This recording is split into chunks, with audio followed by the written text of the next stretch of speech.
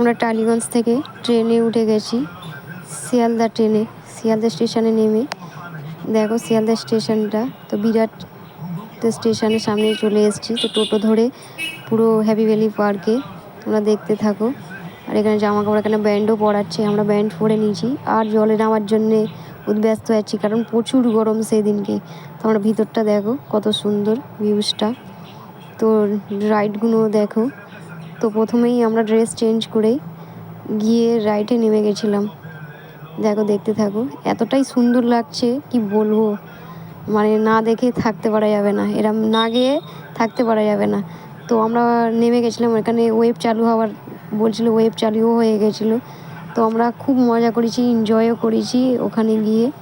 তোমরা যে যাওনি গিয়ে একবার ঘুরে আসতে পারো। আর এইখানটায় রাইড চড়ে দেখো কতটাই জল তো চুবু চুবু, জল খাওয়াও হয়ে গেছে অনেকেই। দেখতে থাকো ভিডিওটা ভালো লাগলে অবশ্যই লাইক কমেন্ট শেয়ার করবে। তো দেখো ওখানেও গান বাজছিল, খুব মজা করেছি ওখানে গানে, এতই ডিজে সং বাজছে।